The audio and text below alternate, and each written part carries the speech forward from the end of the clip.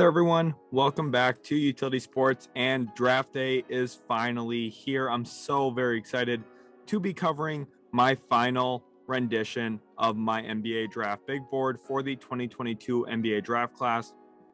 And boy, has it been a really long process, but a really enjoyable and fun process where not only the YouTube channel has seen a lot of growth, but I feel like we've had a lot of great experiences here on the channel in terms of collaboration between you guys and myself here, a lot of fun live streams, a lot of great, awesome draft focused videos.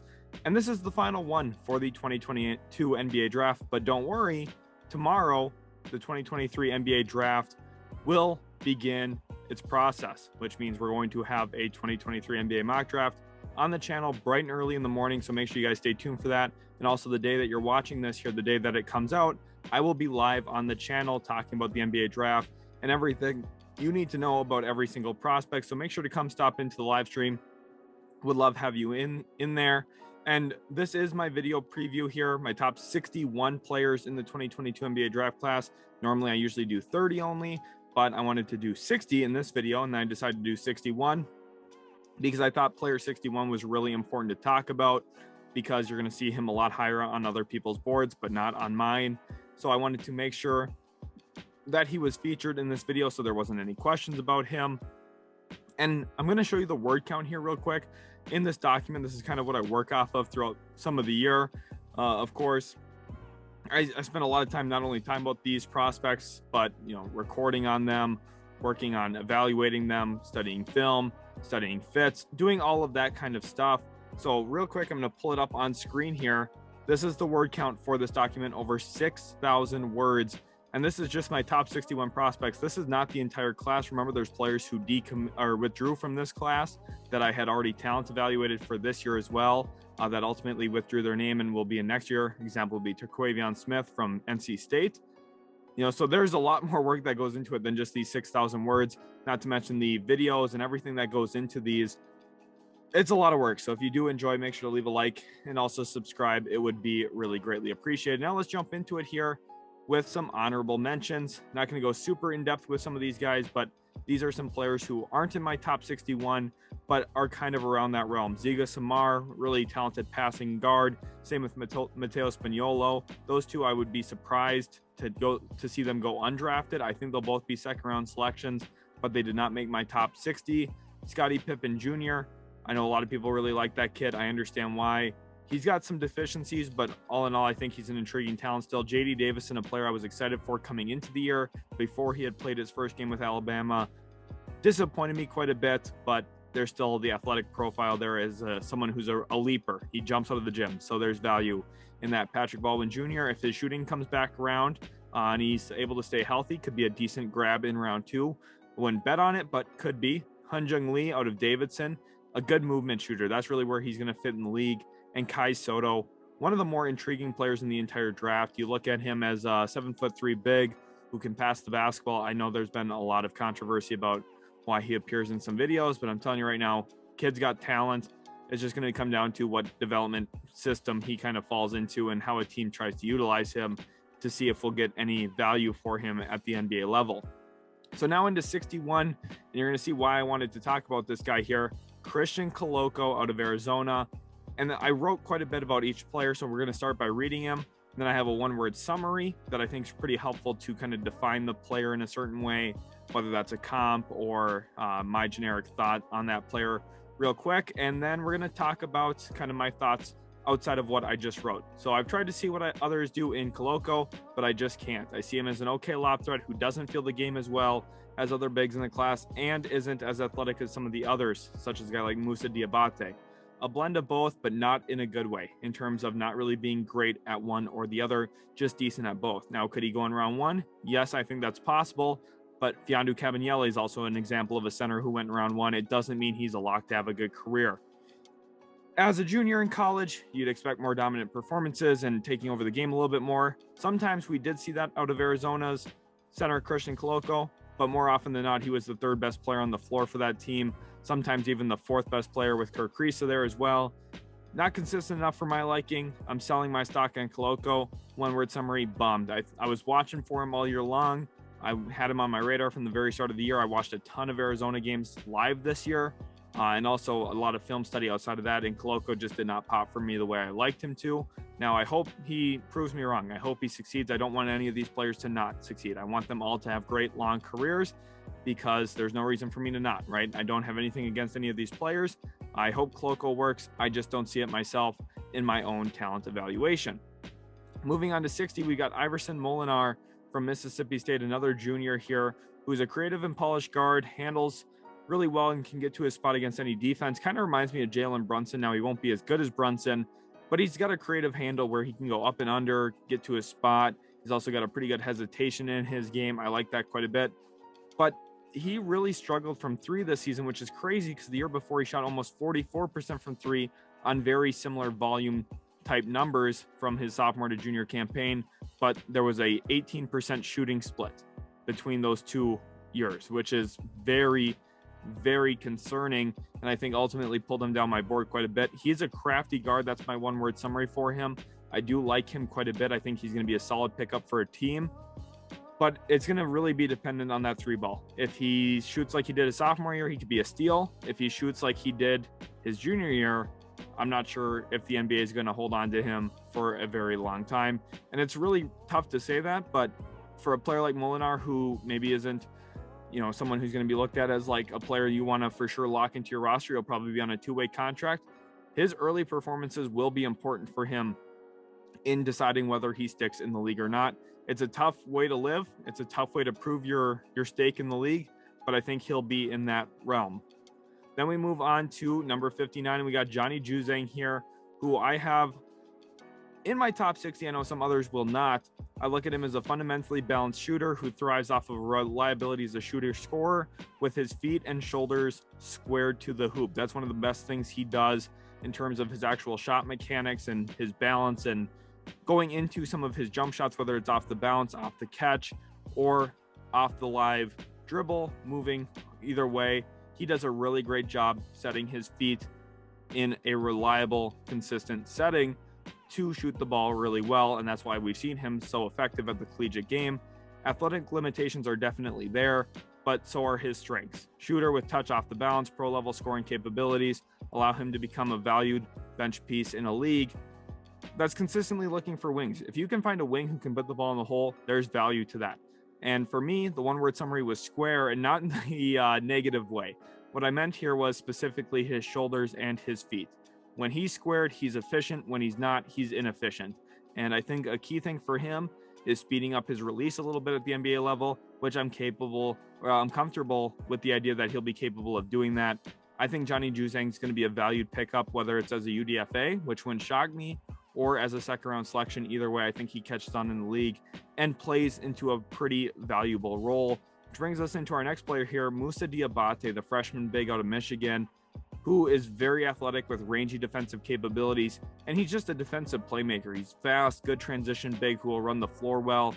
However, he's extremely raw, specifically offensively. There's things that he does that you aren't sure that's going to work out, and then all of a sudden it does.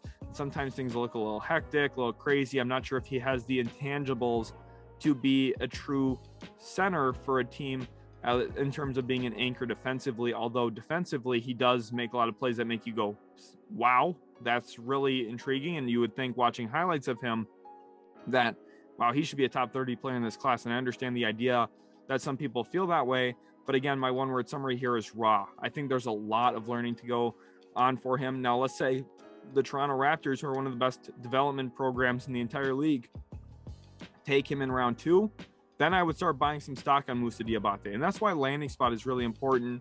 Right now, for a player like Diabate, it's hard to have him higher than 58th, in my opinion, because I need to see a lot of development for him to work in the NBA. But if he goes to the right system, I'm not saying that it's impossible for him to work. And in fact, the athletic components with the right coaching become really intriguing to me. Just he's got a couple years until we really see him impact the NBA game at a substantial level, and that is with the right development. Then we go on to Dominic Barlow out of Overtime Elite, a player who, is kind of flown under the radar. Of course, Overtime Elite, a completely different brand of basketball from what we're used to seeing for these college kids, whether that's, kids who actually did go to college or the international prospects. OTE, completely different. The level of performance, the level of competition wasn't quite there. But Barlow still shined in certain ways. He was a seriously good athlete. When he jumps, you'd think that you're in slow motion and he's floating. That's how good of an athlete he is. Shot really well from the corner this past year for Overtime Elite. Had really good chemistry, actually, with Jan Montero, who's going to be also featured in this big board here. And he could be a floor spacing 4 with good athleticism, transition threat, and showed comfortability working off the baseline, not only out of the corner, but as a cutter, dunker, spot sitter. And my one-word summary was floats, because I think that's really what makes him rare in this class, is he floats more than jumps. And I just do like his athleticism a lot. Again, the Overtime Elite path, I hope that we don't see a ton more prospects coming out for the class through Overtime Elite, because I think it is a way more complicated process. I think that the level of competition, not only are they playing a lot of prep schools and prep academies, but they are all a whole bunch of 19-year-olds who were really good high school players playing those teams. It's just not really competitive. They blew out a lot of teams, a lot of transition 1-on-2, 2-on-1, 1-on-0 situations where you don't really get to see a ton throughout the course of a game. Kind of unfortunate, but some of these players still did stick out. Dominic Barlow is one of them. Then we go on to Jamari Boye, who is a super senior. And what I wrote for him, dynamic shot creating guard with deep range, really comfortable, well beyond the 3-point line. Kind of reminds me of Max Asmus, who went back to Oral Roberts. But Jamari Boye is definitely someone who's capable of getting his shot off, comfortable shooting off the move with a live dribble, an advanced passer now at this stage of his development, given he's one of the older players in the class. You would expect that from him as a guard, to have, kind of found some of the nuances in that point guard position. And he really has. He was awesome this past year for San Fran. And I think he's a player who, in some key performances against some of the top guys in this class and some really big plays this season, helped his draft stock tremendously. At this stage of the development, I see him being someone who could maybe be a bench scorer. One word for him, dynamism. He's very dynamic, can score on all 3 levels, which is something you like to add. Can he be a bench scoring option? Potentially. Then we get into Ryan Rollins, a player who's similar to Boye, but a couple years younger, which makes him a little bit more intriguing in my eyes. Again, another shot creator at heart, solid handle, good in his spots when he gets to where he wants to go. Operated as a high volume scorer at Toledo this past year and may catch on as a bench scorer. Improvement from 3 is a necessity for him to elevate his role above that, though. He did struggle as a 3-point shooter, not only in his sophomore season, but also as a freshman as well. So, he's going to have to develop in terms of being a 3-point shooter at the NBA level, looking at deeper range.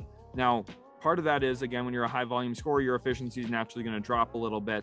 I think if he plays into more of an off-ball role, maybe that doesn't maximize all of his skills, but we will see that efficiency climb naturally, just like you do with pretty much every prospect who plays the way that Ryan Rollins does.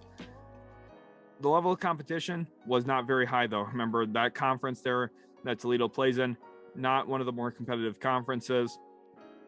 It's going to be a big adjustment for him. He's going to spend some time in the G League for sure, but I think he could be a hidden gem. That's my one-word summary here. Gem with a question mark, because I'm not sold on it. I'm not saying that he's going to be, but 5-6 years from now, if we find out that Ryan Rollins is having a successful season coming off the bench, I would not be shocked. I think there's the pieces there. It's just going to take a little bit of time and a little bit of development from behind the 3-point line to really put it together. And one quick note I have about this class too, I think there's about 40 to 45-ish guys that I would say maybe I would have a first-round grade on in most years.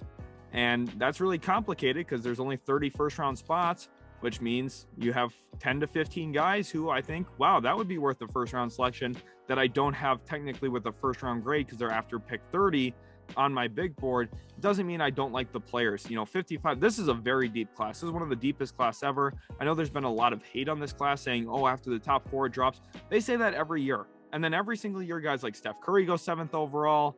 There's players who fall way later. Monta Ellis was a 2nd-round pick. Chris Middleton was a 2nd-round pick. Draymond Green was a 2nd-round pick. Every single year, players go in the teens, in the 20s, in the 30s, in the 40s, in the 50s, and heck, even at 60 overall, Isaiah Thomas finished top 5 in MVP voting one year. There's players who you can find at any selection. Undrafted free agents end up working out certain times. Look at how great Fred VanVleet has been for Toronto the last 4, 5, 6 seasons. He went undrafted. Okay, there's players who, no matter where they're selected, end up catching on. So I don't want you to think that, oh, this is a weak class. And this class is very good, even in comparison to last year's class. You know, maybe it doesn't have the top end talent like last year's class did, where you have, you know, maybe 4 bill around players.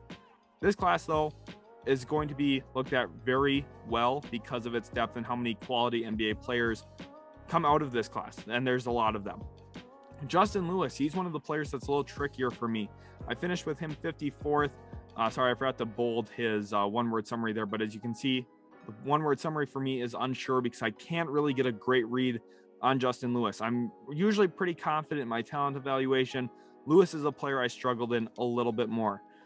He's opportunistic as a scorer, pretty good in transition, showed flashes. For me, I kind of look at him as a poor man's Tari Eason, which isn't necessarily a bad thing. Tari Eason, highly athletic. I think Justin Lewis, a little bit smaller, a little bit thinner, not quite as physically dominant, not quite as productive, but there's elements there that you would like. And the poor man's Tari Eason for me in Justin Lewis, I still think could work in the league, but he's going to be in a niche role where probably averages 6 to 7 points a game, is a energy defender, and, you know, helps a team win in certain nuances and certain small ways that don't always go in the box score, which is valuable, right? Teams want to win. They don't necessarily care if their 8th man is scoring 7 points or 10 points a game. They care about how many wins are in the win column. And Justin Lewis, I think, can have an impact in that regard. Then we get into Kofi Cockburn, 53rd.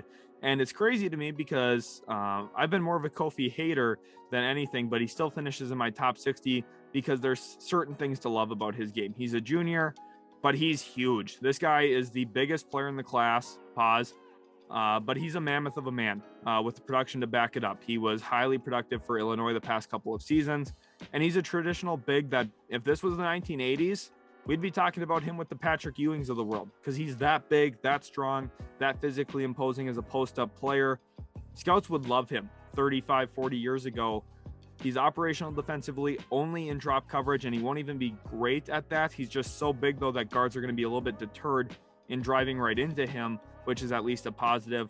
The one thing I want to talk about, though, when you have a 290-pound player who's 7 foot and just bigger than everybody, certain teams that like to play small will not have a matchup for Kofi Cockburn. If he can get down the floor and post somebody up, he will run them under the basket, and he will get dunks and put a lot of pressure on a defense. Now, the one issue, he doesn't read the floor super well, but for me, when you look at what he does do well, he puts the ball in the hole, he rebounds, and he's huge. And you can't teach big. You just can't. Kofi Cockburn, definitely worth a second-round selection. He is a mammoth of a man. Moving on to 52, we got Jan Montero here from Overtime Elite. And again, I just struggled this year with Overtime Elite players. You know, he's a facilitator first. That was definitely clear going through some of the tape on him and watching him live. He likes to score the basketball when it's opportunistic, but he's a drive and kick specialist who is going to look to get others involved, which can be really valuable for a backup unit, specifically coming off the bench. I think Jan Montero is going to have a role in this league doing that. He likes to pass. The issue, though, again, the competition. There was games where they're winning by 35, and I don't care how well you can pass the ball in transition up by 35 points. What I want to see is more, you know, elite level reads in the pick and roll against good competition. We didn't get to see that as much, but if you go back to some of his FIBA tape, you get to see a little bit of that, and he did thrive there. So there's more tape on him than just Overtime Elite. I had to go into that, utilize quite a bit of that in my evaluation. There's still elements to his game I don't love as much. And the fact that, you know, this year for me at OTE was kind of a wasted year, in my opinion. Not that, you know, financially it's a wasted year or anything like that, but in terms of actually upping his draft stock, I think he hurt himself this year. I really do believe that, unfortunately. I want him to succeed. I still think he's capable of succeeding at the NBA level, but I can't have him higher than 52 on my big board. 51, Josh Minot, player who I don't think everyone here watching this video is going to really know who he is, but he's kind of like the new young version of Jared Vanderbilt, who, it's kind of funny, Vanderbilt's just really catching on in the league now, kind of starting to make himself a household name with the season he had this past year with the Minnesota Timberwolves. And just like Vanderbilt, Josh Minot's a bouncy athlete whose stock really grew this week after a really good week in the NBA Draft Combine. He's going to sit in the dunker spot. He and Jalen Duren really connected a ton on draft night or throughout the season. And I think it's going to help Josh Minot quite a bit on draft night. He's going to be really good in transition. And again, his stats won't really back it up, but I think he's going to do things that help teams win. He's going to create transition opportunities, not only off long rebounds and pushing in transition, but also just disrupting passing lanes, being a pest. He's going to be a nice addition for whoever grabs him in a bunch of ways that typically don't stand out in the box score again. But when you actually watch a team, watch film, he's going to be a player you're like, wow, he's kind of making a couple nice plays back to back here. And there's value to that. Again, he's got some deficiencies, only made a couple threes this entire year at Memphis. That's going to be the swing skill. If he can shoot, he's going to be a way better player than 51. If he can't, he might be a worse player than 51. I think he kind of falls somewhere in between where he improves his jumper a little bit, but not to the point where it's a regular, consistent jumper, which is why I still have him down here at this spot. Moving into 50, we got Isaiah Mobley, a player who I am higher on than most. And my one-word summary for him is spacer. He's a four-man who has a good offensive basis to him. He's able to knock down the three-point shot. In 3 years at USC, shot a career 37% from three, which is very, very nice. We talk about Chet Holmgren as a three-point shooter who shot 39% from three himself. Mobley, over a longer time period, shot a similar percentage. That is very good. And he's also a pretty solid playmaker in advantageous situations, such as 4-on-3s off of short rolls, or, say he catches the ball in transition and he has to make the right pass. He's capable of doing those things. Now, defensively, he's going to struggle. He's not going to be Evan Mobley, all right? Even though he's his brother, he's not the same player by any stretch. So try not to get excited about that. But I still think he can help a team in niche ways, specifically as a four-man who can shoot the ball to a certain extent. And then we get on to 49, and we got Trevion Williams here, who's a senior out of Purdue. And I really like this kid. One of my favorite players to watch in the entire class. I loved watching Purdue this past year. A lot of you know how I feel about Jaden Ivey. I feel very similarly about Trevion Williams in terms of how much I enjoy watching this kid. One of the best passing big men I've ever evaluated coming out of college. Not only does he make the right reads, but he fits it into tight windows. He's flashy, but very precise and skillful, reads the floor well, finds cutters frequently. You can use him as a post-up passer, not only because he's able to kick out to opposite shooters, he's got a really strong right hand and very capable of delivering one-handed passes to guys who are either moving or spotting up. And he's also a good offensive rebounder. He's very physical and strong. He's got one of the best right baby hooks in the entire class. I like a lot of stuff about him. The issue is defensively, he's not going to clear the glass super well. He's not going to provide a ton of rim protection, and he's going to be pretty bad out in space. So you're looking at an offensive backup big.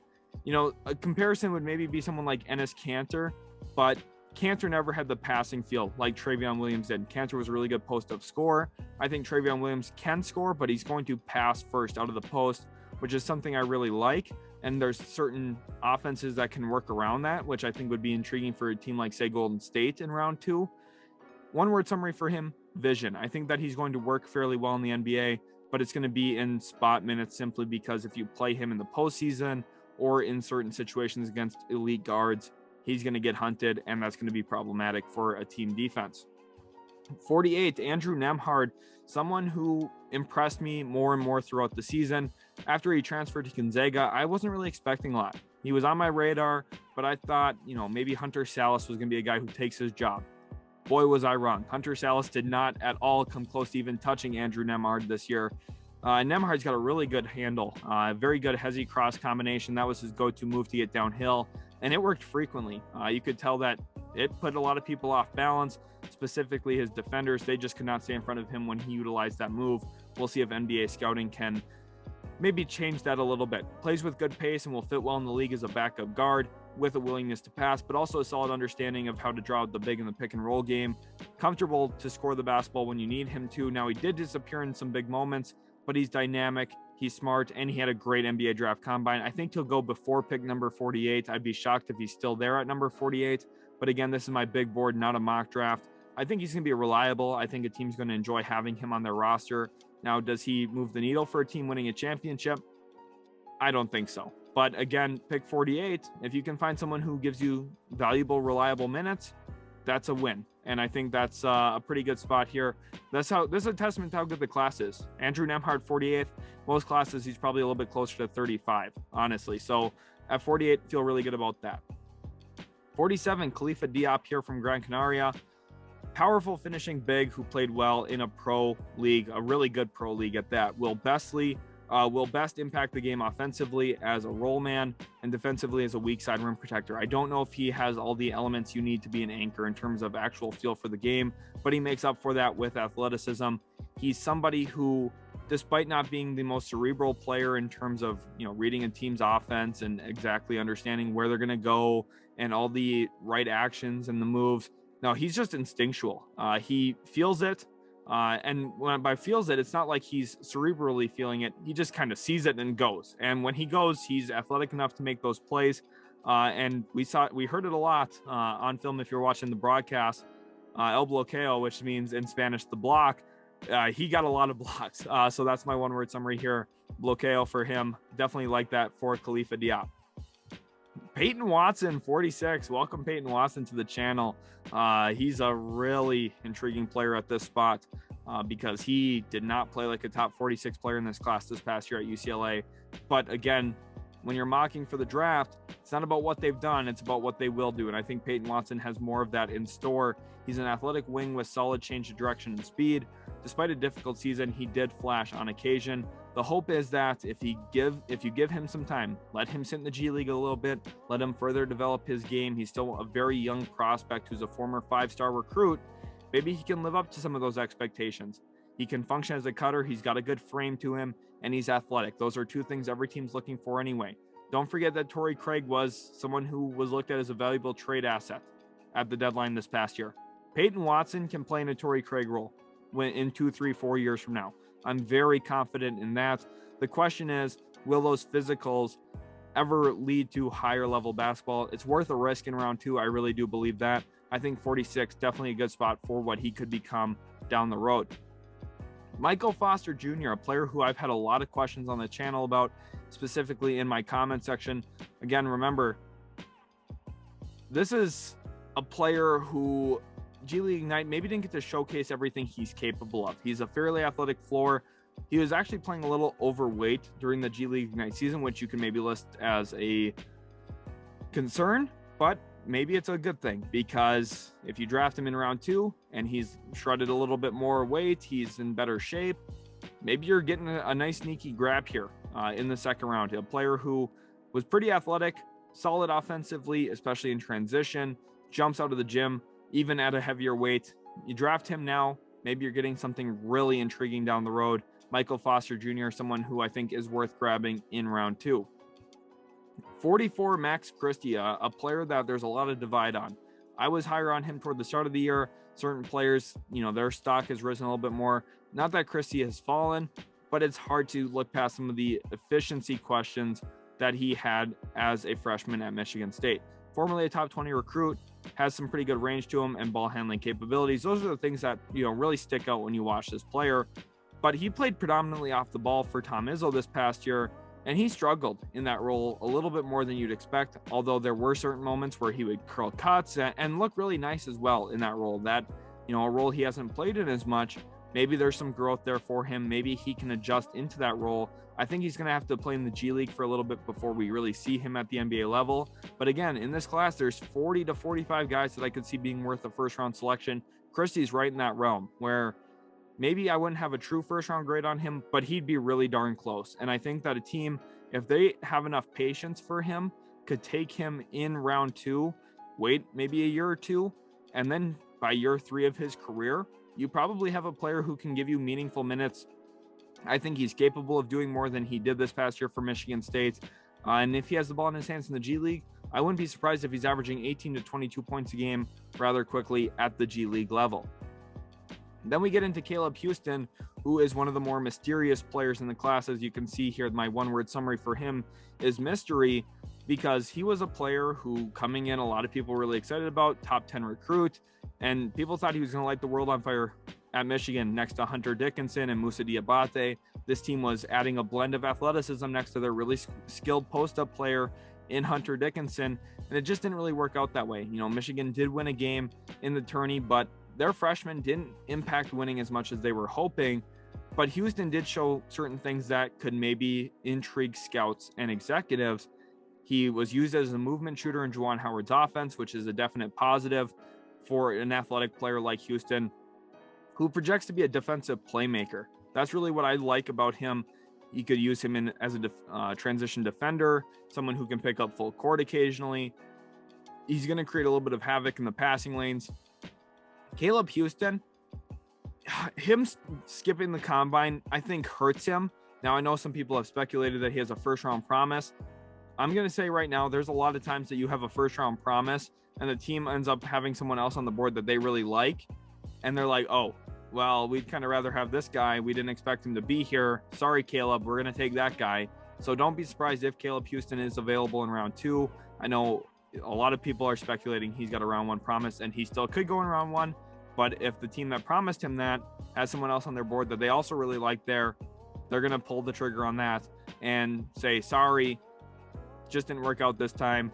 Thanks, though, anyway.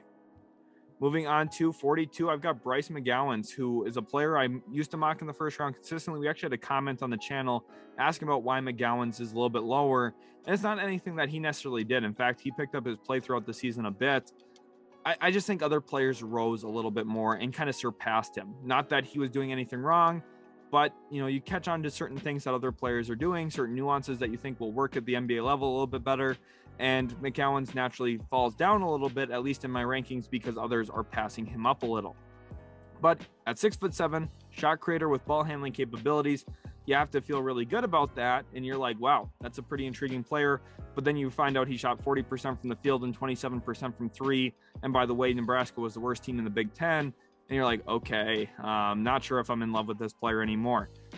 And there's a little bit of both here. The numbers aren't that important to me when I go through my talent evaluation. In fact, most of the time, I don't care about their numbers. I care about what my eyes tell me. And when I'm watching the games, watching the film, watching any tape on them at all, any type of play, it's all about these skills that they possess and certain elements that they show in their game, whether they struggle against coverage, against certain coverages, or if they struggle against press, if they struggle against, movement shooting. McGowens has a little bit of everything to his game. He's athletic, can finish above the rim, can handle the ball, can shoot it off the move. The issue is he needs to have more repetitions to get to a level where that's going to be a reliable scoring opportunity. I think more spacing at the NBA level is going to help him as well. I think, Nebraska, he was there with his brother Trey. I understand the idea for why he went there, but had he had more talent around him, he probably would have posted better numbers, been a little bit more efficient. One word summary here. I'm using a compound word. Don't get too mad at me. Long term, I think if you can be patient again with this guy, just like with Max Christie, there's some good things coming around the road. I talked about Chris Middleton quite a bit in his player comp here. Middleton's a player who's eerily similar. Taken in the second round, has had a very nice career. Could McGowens fall into that? Yes, but he's got a ways to go to get there. 41, Dereon Seabron, a player who this year had a 39-20 game. And I'm not exaggerating, 39 points, 20 rebounds in a game that went to quadruple overtime, but was really impactful in that game. And actually really carried NC State down the stretch of that one. That was actually against Bryce McGowens in Nebraska. And Seabron, every time that NC State needed a bucket toward the stretch of that game, he was the one either getting to the free throw line or putting the ball in the hoop around the rim. And those are the two things he does really well. He's not afraid of contact. He absorbs it really well, finishes through it, and is also someone who will live at the free throw line because of his tenacity. That's probably the word I should have used for him in my one-word summary, honestly, is tenacity. He's not afraid of getting after it, but I also have the word riser because he played great during the NBA Draft Combine. And he's a player who I think a lot of people would have considered to go undrafted or maybe be a really close to the bottom of the draft selection before the Combine. And now it feels like he's almost locked to go in the top 45, which is really awesome for him. I'm hoping he has a great career. I like the energy he plays with. I think he's going to be a good athlete who helps teams win. The issue is he just does not shoot the ball right now. So what does that look like down the road? Is he willing to improve as a shooter? He is a sophomore, so his situation a little bit more unique than most in that regard. 40, Jaylin Williams here, a sophomore. And this is one of the smartest players in the class. He's a very unique big who does not clog up the paint offensively. I think there's a little bit too much hype going around right now. I know a lot of people are starting to throw Jalen Williams up in the first round, and I understand some of the love there. The idea when you watch highlights, you're like, wow, this guy can shoot. That's incredible. He's one of the better rebounders in the class. Wow, this guy's perfect. Well, he's a career 25.5% three-point shooter. The shooting's not as good as everyone thinks, and that's the issue with watching highlights instead of actual games. There's things you miss, and for that, you were missing about 75% of Jalen Williams' three-point shots that he was clanking off the rim. Now, is that a bad thing? No, there's a lot of bigs at the collegiate level who don't shoot as well at the college game. They get to the NBA, find a little bit more confidence, work with a shooting coach, and improve. And I think there's some hope that Jalen Williams can become that. The thing I really love about him, he's very smart, and he's a quick decision maker offensively who can move the basketball. You typically don't see that out of bigs. I talked about Dereon Williams. He's a little bit more of a ball-dominant passer in terms of he's going to have the ball, dribble it a couple times before he makes a read, or he's going to have the ball in his hands 2-3 seconds. Jalen Williams doesn't do that. Jalen Williams can catch and pass. He's a touch passer, which I think is at times even more valuable than Dereon Williams being able to thread the needle. And then the other thing, I've never seen a center take charges like Jalen Williams does. It's special. That's why my one-word summary is charges. He beats perimeter players to the spot and sacrifices his body. Teams will love it. If he goes in the first round, it will be because of the ability to take charges and the amount that he will help the team win by putting his body on the line, not because of his three-point shooting. Ultimately, though, a top 40 player in a class that I think, again, is very, very deep. Christian Braun at 39, another player who almost feels underplayed with my coverage on the channel. He got a lot of recognition at Kansas, I think. And as a junior, he's an undervalued athlete with a reliable jumper. Those two things tend to work out pretty well. And I think he's a pretty sure, safe pick. He was one of Kansas's go-to players, and at times even more so than Ochai Agbaji, who's a likely lottery pick, and if not a lottery pick, a guaranteed top 20 selection, I would think, in this year's class. Christian Braun could go anywhere from, say, 25 to about 35, and I think that's a good range for him. I don't really believe that the upside's there, but he's a gamer, and, you know, we've seen players like Dante DiVincenzo go in the first round. We've seen other players who kind of fit the Christian Braun archetype go in round one. Now, is he a player who's going to change your franchise? No, but is he a player that if he's your 7th or 8th best player, you're feeling pretty good about your chances in the postseason? Probably, and that's where the value is. If a team that's pretty good right now can scoop him up anywhere, again, from that 25 to 35 range, you have to be pretty happy. And if you're a team that's rebuilding, I wouldn't shy away from Christian Braun either. His competitive nature and his willingness to help a team win, I think, is undervalued, even for teams that are right now in tank mode. You want to add players that are good. That should be on everyone's radar. You add good players, you're going to become better. That's the goal of the draft. Christian Braun, definitely an example of that. Moving on to 38, Jake LaRavia here out of Wake Forest. And a 6'9" playmaker who is probably going to get drafted in the first round. Player who last few mocks, about the last 3 weeks or so, I've been mocking him consistently in the first round because there's been a lot of buzz around him. And I understand why. He's got a really nice game to himself. He can shoot the three ball, pretty solid passer. And the league right now is looking for four men who can do a little bit more of everything. He can shoot, put the ball on the deck, facilitate for others. Now, he's athletically limited, of course. I mean, look at him. But he's got good footwork, skillful shot making, can operate at the post. Kind of reminds me of a little bit of a Doug McDermott, who at Creighton was an absolute star. LaRavia didn't have as much college success, but transferring to Wake Forest absolutely changed this kid's career. And I think he's a flexible player because you can use him in a variety of ways, on the ball, off the ball. Offensively, he's going to be potent. Now, defensively, he's more limited, which is my biggest concern here. Does he get played off the floor at certain moments? Maybe. But I think there's a lot of upside here as well in terms of the offensive game that he presents.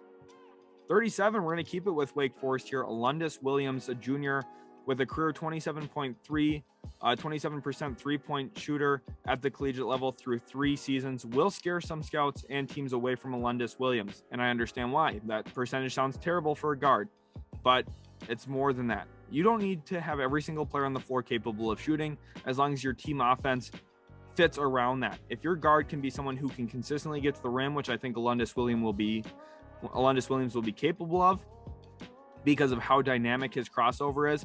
He has the best crossover I've maybe ever evaluated, at least in the last 4 or 5 years. I really do believe Alondes Williams has the best crossover. If you don't believe me, you need to go watch him again and watch specifically for his cross. He gets people looking silly, and when you give him a head of steam going downhill, watch out, he'll flush it on you. He's got good size, and he's smart. Now, Is he someone I would want to build my team around? No, that's why he's at 37, right? That's why he's not in the top 20 or top 15. But there's a role for this guy coming off the bench. He's got good size to him again. And I think with that handle, there's things you can utilize him doing, even if it's not a build around type player. And then we get into 36, and I've got Wendell Moore Jr. here. My one-word summary was solid. And I think that's because he's such a well-rounded player with a good NBA-ready physical frame. He's what a lot of teams are looking for in a wing in terms of his ability to shoot the ball, really improve playmaker this past year. That's really what has elevated his draft stock from a player who is probably coming into the year looked at as a late second-round pick. The fact that he played so much better as a passer this year really has him with an opportunity to go in round one, and I hope he does because he's well deserving of it. And I think a player who is going to have a nice long career, 10 to 15 years. I would be shocked, honestly, if he doesn't have a nice long career, simply because he does a lot of things really well. Maybe nothing elite, but when you are playing in a role, if you can do a bunch of different little things well, you're going to find success at the NBA level. 35, Blake Wesley. And I know some of the Blake Wesley fans here are going to about have a heart attack that I have him this low, but you got to hear me out. He's a guard who probably fits best as a combo guard, but thinks he's a point guard, wants to take over the game. And I just don't think he feels the game as a guard. I don't think he feels the game as a point guard. For me, the one-word summary is sixth because I think he has to be a sixth man type. I don't see anything better than that for Blake Wesley, simply because there was moments this past year for Notre Dame where, sure, was he maybe the best player on that team? Probably. Was he the most talented? Probably. But there's times where he abandoned that team system to try and make the big play, and it ultimately hurt the Fighting Irish pretty frequently. And with Blake Wesley, yes, he has moments. He has flashes where he's a very fluid guard, where he can make shots off the bounce, get to the rim, finish through contact, and there's a lot of things to like. But there's also moments where when you're actually watching this kid live, you're just turned off by it a little bit. I think he's a player where his highlights show a little bit more of what he's capable of in specific moments than what he really is as a true player. And for me, unfortunately, I don't have Blake Wesley as a top 34 player in this class or a top 30 player, but I still think at 35, there's value here. Again, I think it's a very good class. 34, John Butler. And if you looked up skin and bones in the Merriam-Webster dictionary, a picture of John Butler might pop up. This kid is like 170 pounds soaking wet. People are concerned about Chet Holmgren's frame. If you meet someone who was worried about Chet, they haven't seen John Butler, who is 25 pounds lighter and still a 7-footer. Now, he's got a very intriguing game because despite the wiry play, despite the wiry frame he's an intriguing player because he shoots the three ball specifically well from the corner. And anyone who knows Leonard Hamilton and Florida State Seminole basketball, you know that they have intriguing defenders who are flexible, versatile, and get in the passing lanes. We've seen it so many times, guys like Devin Vassell, Patrick Williams, Scotty Barnes, and the list goes on. There's Florida State, Jonathan Isaac. There's so many players that come out of Florida State that kind of fit the archetype of what John Butler could be. Now, year one, he's going to be too thin and light. He's going to get bullied a ton. But give it a couple years. If he puts on even 15 pounds, I think it could be really essential for John Butler having a nice long career. He fits into a role easier than anyone like Blake Wesley does. And it's a role that everyone's looking for: corner shooting, length, and defense. John Butler provides those things. 33, Kendall Brown, a player who does not provide any corner shooting, at least at this point, but in moments just makes a lot of right plays. And this is the thing. Everyone loves to talk about, basketball, specifically NBA basketball, like it's some big organized, we're going to make sure that the ball's in our players' hands at all the time.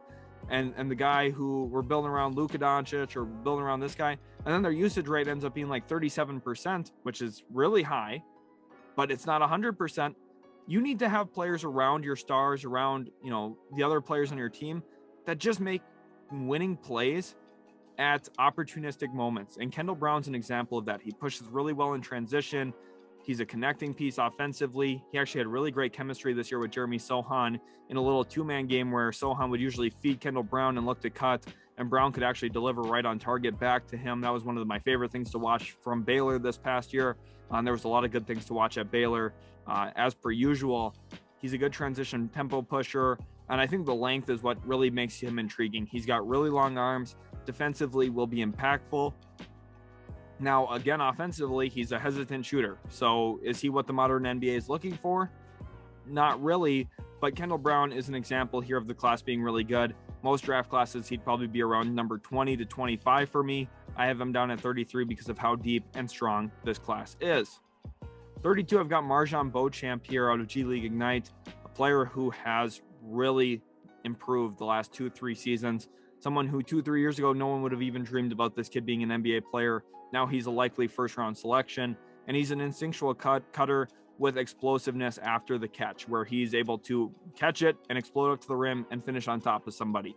Now, there's limitations in other areas, and mostly every other area. He's not a great shooter yet at this point, not a great ball handler. He's got deficiencies in a bunch of areas, but every single team could use a guy who cuts off the ball well and willingly.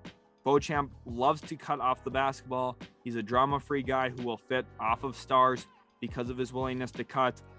And, since 2020, again, that you want to bet on guys who are rising and getting better. It shows that they're working on their games, shows that they're kind of figuring things out. There's a thing such as late bloomers. And I think MarJon Beauchamp is one of those where maybe the first few years of his, college, JUCO experience wasn't really putting everything together. He's starting to right now. I think he can be an impactful player at the NBA level. 31, Gabriele Procida here, and a player who I wanted to have higher. I really did, but I try not to let my bias move any player up or down my board.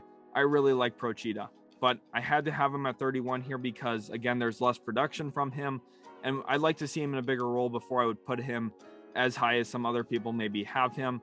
But the one-word summary for him here is jumper, and I mean it in two ways. He's highly athletic and really vertically explosive, but he's also got a nice, smooth jump shot. Now, the question for me is, how well does that jump shot translate in more live ball moments where there's better contests on him? A lot of his success came in transition, playing overseas, which is awesome, and he was really great in those areas. He's also someone who is going to be a really good offensive rebounder out of the corner, which I think is an underrated thing when talking about NBA draft prospects, because we see that in playoff basketball all the time. Dorian Finney-Smith for the Dallas Mavericks is one of the best corner rebounders in the entire league because he crashes on nearly every offensive shot. And if you can buy your team 2 or 3 offensive possessions, that is a huge swing throughout the course of a game. Procida might be capable of that. And the one thing is, he might be capable of using those corner offensive rebounding opportunities and flushing it on somebody's head. He's one of the more athletic white players I've ever watched play. And I think he's going to have a nice impact at the NBA level for whichever team takes him. I know there's a lot of rumors about San Antonio right now, but if another team takes him, I think he could work out there as well. Moving on to Ismael Kamagate, we have another overseas player here from Paris, France. And he's a rim protecting big with a surprisingly intriguing offensive game. You can tell my one-word summary was unexpected. When you've been doing it as long as I've been, multiple draft classes, you've been watching so much basketball throughout your life. I've been watching basketball since I was like 5 years old, honestly. Now, was I really evaluating the game as a 5-year-old? Definitely not. But last real 5-6 years, I've really dedicated myself to the NBA draft. And the last, year and a half now, 2 years, I've been really talking about it on YouTube. And I'm really happy I've been doing that. And you just don't see players like Ismael Kamagate. You kind of find players who fit certain archetypes and kind of play similar to other players you've seen before. It's very rare that I find a rim protecting big man who shoots moving mid-range jump shots. And Ismael Kamagate is the rare player that I've seen do that. Now, he can be effective as a rim runner and lob threat like a traditional big that we see right now in today's league. I guess not a traditional big, but more of the modern traditional big. The guys, like a Clint Capella, for example, who aren't, back to the basket bigs, but still work. I think that Kamagate, with how thin the center position is right now in the NBA, and again, I think it's very, very thin when you look at backup bigs in today's league, you need more good ones. Ismael Kamagate would be an example of that, probably as his floor, and if he works out, could be a really nice deal for a team. Moving on to 29, Jaylin Williams. And the word I use to describe Jalen Williams is improved. He's gotten a lot better the last couple of seasons. And his junior year at Santa Clara, he really shined. He had an elite season this past year and has locked himself up as a likely first-round pick. He's very competent in the pick-and-roll game as a player who's likely going to play as a wing, but has some guard tendencies to him, which you always like. A part of the modern NBA is the improvement in playmaking, not only from the point guards, but from every position on the floor. Players like Jokic, we never saw centers who could do that. Maybe an Arvydas Sabonis back in the day, but Jokic is just such a special breed. Obviously, he's the MVP of the league, but there's a lot of situations where we're seeing guys who are 6'7", 6'8", 6'9", 6'10" handle the basketball. Jalen Williams at a modest 6'6" fits to that, though. He's going to be someone who can make plays. I honestly think that, for him, I might have him too low here at 29. I'm nervous about it. He's athletic. He's someone who's going to be impactful. And like you can read there, more athletic Joe Ingles, that's a good player to beat. Joe Ingles has been a very good player in the NBA for quite some time. I think he could be even better than Ingles in certain ways. His athletic profile definitely is. We'll see if the shooting holds up. He definitely improved from his sophomore to junior season from behind the three-point line. Now we're going to need to see some consistency from him with that regard. But ultimately, a team's going to take him in the top 30 and feel really good about that selection. 28, TyTy Washington, a player who is tough to evaluate. Had he been maybe a little bit healthier in the right situation, maybe we would have gotten to see a little bit more from him, and maybe we'd be talking about him as a near lottery selection. But as a so-so athlete, kind of more the traditional point guard size, not someone who's, bigger like a Dyson Daniels or some of the other guards that we've seen taken really high in the past couple of years. It limits kind of where you would see a player like Washington, especially when he's not going to be a super great defensive player either. But what he is an adept player in the pick and roll game. And again, with the modern NBA, that's where it's at. TyTy Washington, at worst, probably a good backup point guard. One of the better backup point guards in the league, honestly, as his floor. Now, as his ceiling, I could see him being a starter, but I don't think he'll ever be an all-star. I've seen some crazy takes that think TyTy Washington is an all-star level point guard. I just don't see it. Yes, he had a 17-assist game this past year for Kentucky. Is he creative as a passer, especially in the pick and roll when it comes to finding the roll man? Yes, but he has certain deficiencies in his game as well. He's a reluctant three-point shooter, but the one thing I like, he's kind of like Chris Paul. And I'm going to say that, and you guys might think I'm crazy. I'm not saying he's going to have the career Chris Paul had. I'm not saying he's as good as Chris Paul, but he likes the mid-range. He's very good in the mid-range of the pick and roll game. We've seen Chris Paul carve up defenses there, because think about drop coverage. You drop your center back. Where are they not guarding? The mid-range game, the guard defender is going to go over the screen, chase you off the three-point line. TyTy Washington's going to love that. Now, if the guard defender goes under the screen and they show a hedge, TyTy Washington's good enough to pass the ball around the big to the diving big, and hopefully down the road he'll be able to read the floor and hit corner shooters off that, and maybe shooters in the slot or maybe a dive cutter. There's opportunities here for TyTy to improve, and I think maybe I'm too low on him here as well. Just the more I talk about it, the more it feels like he's a practical point guard in the league that will have success. Now, I don't think all-star potential is in the cards for him, but 28th here in a really good class, I feel pretty good about where I have him generically ranked. Trevor Keels at 27. This is an example here of betting on defense. A lot of the time, it's really easy to fall in love with the offensive skills in a player. Trevor Keels, less offensively proficient than a TyTy Washington. There's no question about that. But defensively, he's stout and solid. He's going to guard 1 through 3 extremely well. And I think down the road could even match up with some smaller fours, because he's so big and built that he could have success in that area. It's funny because you see my one-word summary there is built. I think he can also work out of the dribble handoff game as a dribble handoff receiver, and also someone who can maybe run the pick and roll a little bit more than you'd expect. Some people are listing him as a guard. Yeah, I don't know. I don't see him as a guard myself, but I see him as kind of a small forward type. Kind of think Lou Dort here for Keels. Now, is he going to be Lou Dort exactly? No, he's kind of a blend of Lou Dort, Dylan Brooks. But I think ultimately that's a pretty good player in the league. 27th in my big board here. The offensive question mark is really his three-point shooting. He drives well. He handles the ball fairly decently. How does he shoot the basketball off the catch? I think that might be the defining factor in his career. Then we look at a player like Dyson Daniels at 26, and I know this is going to be the hot take here.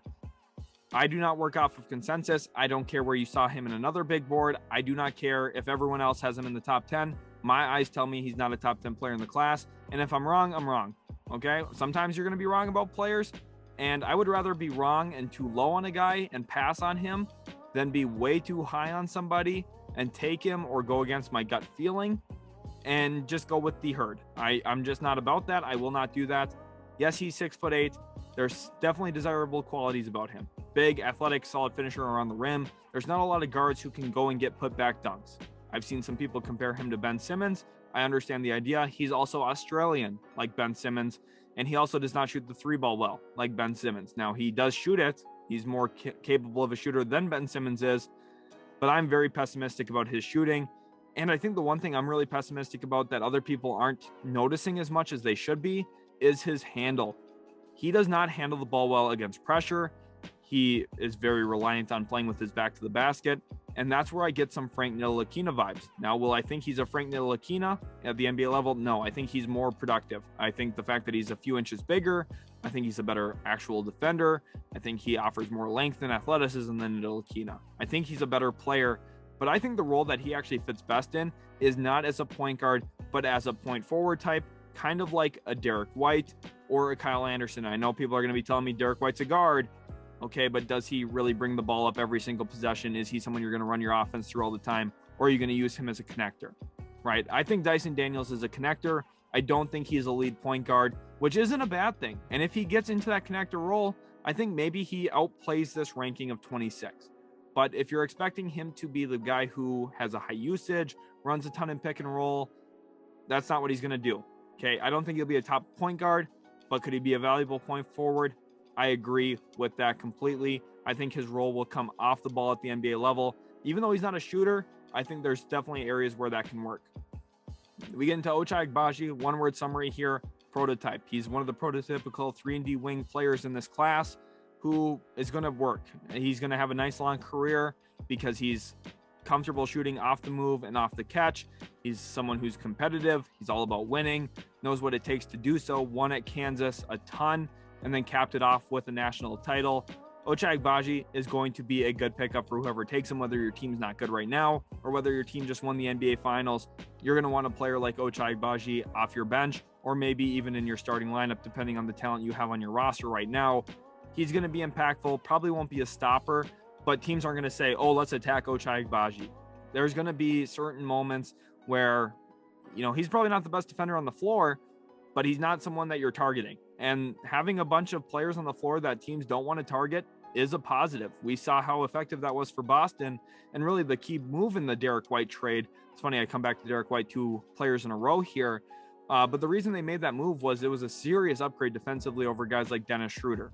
And when they could cut out more Peyton Pritchard minutes for Derek White, their team just naturally got better because it helped their team defense. Agbaji, Dyson Daniels, that's where those two guys fit, is helping team defense with more length, smarts, and IQ defensively. Moving on to 24, Hugo Besson, and I know some people are going to notice that he's a bit lower than he was in some of my previous big boards. Remember, I have not posted a big board in over a month. There was a lot of work that went into this big board. Again, look at how many words there are, over 6,300 words. There was a lot of work that went into this video. I wanted this to be my final complete big board with all of my thoughts and evaluation. And the one thing I'm concerned about, I love Hugo Besson's offensive game. You guys can read the profile here. I'm leaving it up on the screen for you. But I'm going to talk about my one concern, and it's a concern that I think is very fixable, but I'm not sure if it will get fixed. He does not shuffle his feet well, and his head is not centered or balanced, and it bobs up and down while he's playing defense. And I know this sounds like a really stupid thing to be nitpicky on, but it will make him be a terrible defender at the NBA level. And the issue is with players who go in the late end of the first round or maybe in the early second round, if you're a bad team defender, if you're a bad individual defender, your coach won't trust you.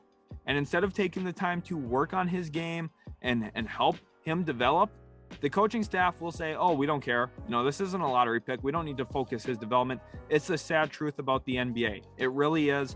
They tend to not care about the players who are taken after pick 14 as much. And it's really, really sad. I think Hugo Besson, if I got to coach this kid, I could fix some of the issues in his game. I firmly believe that. I see this all the time. I coach at the high school level, but you can watch a bunch of good players in the NBA defensively and bad players in the NBA defensively, and it comes down to how they move their feet and if they shuffle well and if they stay balanced. Besson doesn't do either of those things, but it's coachable. It has nothing to do with his athleticism. It has nothing to do with his IQ. It's just his technique, and it's fixable, but I don't think that a team will necessarily fix it if they don't recognize that as the issue, which is my biggest concern, which is why he's moved a little bit down on my board. And ultimately, this is a big board. I'm projecting what's going to happen, and I do have concerns that Besson's fundamentals will not get fixed, and it will limit his play time at the NBA level. 23, Dalen Terry, a player I'm really excited about. I was trying to keep him on the down low before this video because I wanted to be the person that really broke him onto the scene, but others got ahead on it before I could really break the news on how much I really like Dalen Terry. He's been a player I've been toying with all year long in terms of being a near first round selection. I've been thinking about him in a lot of different ways and where he fits, because he's not a traditional point guard where you're gonna have the ball in his hands a lot, but in transition, he's awesome. He's very quick, athletic, can make a flashy play when you need him to, but is also reliable. He'll make the right play on top of the flashy play, and sometimes the flashy play is the right play, and he is a lot of fun to watch. My one-word summary is exciting. Arizona was really enjoyable to watch this year. You guys know I didn't enjoy watching because of Koloko. I did enjoy watching because of Dalen Terry and Ben Mathurin. Definitely love Terry's game. I think he's going to be someone who, with steady improvement, specifically as a three-point shooter, like we've seen already from him, will end up impacting the NBA game. I kind of liken him a little bit to a Terrence Mann or maybe an Amir Coffey, both Clippers players I know, but they kind of fit that MO of what Dalen Terry is going to become. And then we move on to a player here at 22 in Malaki Branham, which is going to feel a little bit low compared to where others maybe have him on their board, but he's not a great athlete. Now, is he good enough to make it work? Definitely, and he's a very skilled player who can score on all three levels, pretty good shot maker off the bounce, can pull up into the mid-range and knock it down, can pull up in the three-point game in transition, also a skilled catch and shoot guy, and can play through contact a bit. The biggest concern for me is his quickness. He doesn't have the quickness to blow by guys, and he doesn't have the handle to beat guys off the dribble all the time. Will he have to rely on his body, bumping guys, dislodging guys to score the basketball consistently? That's really my biggest question. Now, it's not that those things are bad. We've seen players in the past be really great in that regard. Guys like DeMar DeRozan, we've seen other players be really successful that way. But DeRozan is more vertically athletic and quicker than Malaki Branham, which I think limits his upside. Is he going to be limited to posting up other guards? I don't think he'll be limited to that, but that's going to be one of his main go-tos because his handle's not as good and he's not as quick, which my one-word summary here probably doesn't make sense until I say it. Wes Matthews. That's what I see in Malaki Branham, and that's not a bad thing. Wes Matthews has made a ton of money in his career and has been looked at as a really valuable role player who's had a long tenure in the NBA. I think Branham will follow a very similar trajectory. If you don't know as much about Wesley Matthews, specifically the younger stages of his career, he was a really great catch and shoot guy for Portland. Obviously was known for his bow and arrow celebration there, knocking down the three ball. In his time in Dallas, became a little bit more reliable as a post-up scoring guard, which you typically don't see as much. And I think Malaki Branham plays a very similar brand of basketball to what Wesley Matthews did in the NBA, which is a very good thing to do. Now we move on to Nikola Jovic here, who had a great season from Mega Basket, and he's an offensive threat who is an underrated athlete in terms of his vertical component as a jumper. He jumps better than I think a lot of people are expecting. He's got great length to him at about 6'10", 6'11" with shoes on. Good shot maker on all three levels, fairly advanced handle for his size and age. He's one of the players that, if we're talking about offensive skill, he's in the top 10. He's very advanced offensively, and he's going to be someone who fills it up on that end of the floor. There's no question. He can handle, can play out of the post, can shoot the three ball, can put it on the deck, can elevate and finish around the rim. There's not really anything Jovic can't do offensively that you'd want a four-man to do. The question is, though, defensively, he might be really terrible. He does not have great lateral foot speed and is somebody who isn't the strongest guy in the world and is going to get dislodged by maybe more athletic, a little bit stronger forwards in the league, especially early on. Now, the offensive component does outweigh the defense. That's why he's still a top 21 player in this class for me. My one-word summary is Gallinari. Now, I don't think he's as good of a passer as Gallo was, especially when Gallinari was back in Denver, really lighting up the league after getting traded from the Knicks in that Carmelo Anthony deal. But that's a good player to beat. And I think that's kind of a testament to how strong this class is. Like I keep saying, Jovic at 21, if you're getting a Jovic type player in the 20s, you have to be walking away from this draft really, really happy. I know a lot of these teams keep wanting to move up into the lottery, and I understand why. There's some really great talent up there in the top 14. But having 2 picks in the 20s this year is not bad either, which is why a team like Cleveland or some of the other teams looking to move down, this is why they want to. They want to find some of these guys in the 20s. They're a little bit cheaper on their rookie deals because you drafted them a little bit later. And maybe you get 2 shots at finding a guy that could work out really well. And who knows, maybe you hit on both of them even. If Jovic is one of your selections, you have to feel pretty good, honestly, after draft night's over. Number 20, Ron Harper Jr. out of Rutgers. This is definitely a top 20 player in the class. And for everything I ragged on Hugo Besson about in terms of defensive fundamentals and technique and the fact that he needs to get coached up, well, if he gets drafted to the same team as Ron Harper Jr., Ron Harper Jr. could coach him. That's how advanced and elite defensively Ron Harper Jr. is. He's got the best footwork in the class on the defensive end of the floor. Now, is he athletic enough to really excel and become a guy who's worth a top 20 pick in this class? Probably not. I would be shocked if he goes in the top 20, even though I think he's a top 20 player. He's physical enough to guard 4s, maybe even some 5s at the NBA level, especially if you have a rim protector behind him. Think about what we saw in the Grizzlies Timberwolves playoff series. Dillon Brooks did a great job on Karl Anthony Towns because they put Jaren Jackson behind him. And with that kind of idea and MO, you're able to bring help and play a little bit more of a physical, smaller guy who can get up into a guy like Karl Anthony Towns. I think Harper Jr. is capable of all of that. And he's also a smart enough player who uses his footwork well enough and his chest well enough to deter drives. There was times this year where he went up against point guards. Specifically, the game that stands out to me was Rutgers versus Purdue. Those 2 teams really battled it out. And Purdue ended up losing one of those games because Ron Harper Jr. hit a half-court shot, but he was also tasked with guarding Jaden Ivey multiple times throughout that game. And Jaden Ivey, the most explosive player in this class, wasn't blowing by Ron Harper Jr. all the time. That's because Harper Jr. is smart, knows where offensive players want to go, and knows how to beat them to their spot. You can't put a price tag on that. And as you can see down here, probably the Herb Jones of this class. My one-word summary is a steal. I'm telling you right now, if you want to sound smart, tell your friends Ron Harper Jr. is going to be a really nice player. He might go undrafted. He might be in the 2nd round. If he goes undrafted, it's a travesty. Really buy the stock on him then. If he goes in round 2, tell your friends. Okay, you're going to want to sound really smart when this kid ends up being really good. Ron Harper Jr., I really believe in this kid. I think he's going to be a phenomenal player at the NBA level in a role. Okay, he's not going to put up 20 points a game or anything like that, but in a role, he's going to help the team win. Number 19, David Roddy out of Colorado State, someone I've not covered exclusively or explicitly a ton on the channel, but I really like this kid's game as well. Probably should have covered him a little bit more.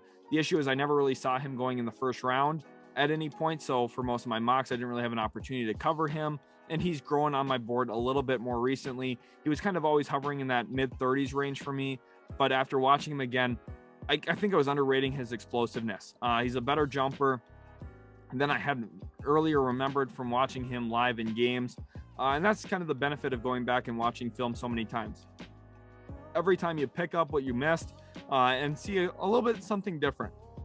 And I think ultimately he shined this past year. He's got a good all-around game, impacts the game on all 3 levels offensively, can pass the ball a bit, pretty sneaky good handle. And then that was another thing that really stood out to me. My one-word summary for him, plain and simple, was good. He's a good player. And if you can find good players in the draft, you typically do really well. I thought Jay Crowder was a good player back coming out of Marquette, and I was really young even when that happened. And I knew enough to know that Jay Crowder was going to have a nice long career.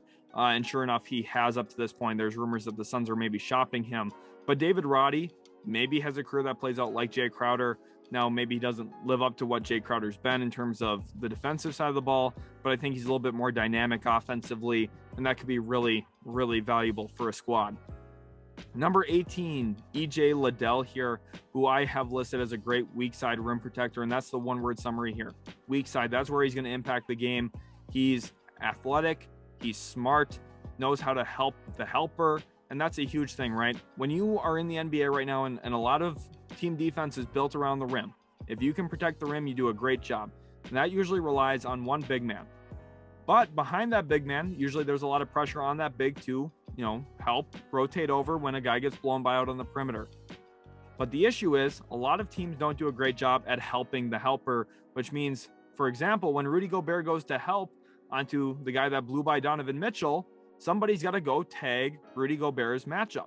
Because if you don't, it's going to be a nice, easy lob and a jam and 2 points for the other team. Sometimes teams do it well, but it's inconsistent. EJ Liddell will not let that fly. And the team that I think will take EJ Liddell on draft night is Minnesota, because they're looking for a player just like this, who's going to help the helper. And in a team that runs a lot of blitz coverage, now I'm not sure they're going to next year, but the more you can have players like EJ Liddell, the more helpful it is. His offensive game was really good this past year for Ohio State. Now he's going to have to adjust. I don't see him playing in that same role at the NBA level. But again, this is a player who, yes, he's a junior. Maybe the upside's not super high, but the floor really is. I love what he could become at the NBA level, specifically playing the power forward spot as a very athletic forward. And heck, maybe even sometimes if you're trying to match up against a small ball team, play Liddell at the 5. You're going to have pretty good results, I think. I like Liddell's game. I was very close on him, David Roddy and Ron Harper Jr., but I think Liddell just a little bit more advanced and more athletic, especially on the defensive side of the ball. I like his game quite a bit. 17, Kennedy Chandler here now, and it's funny.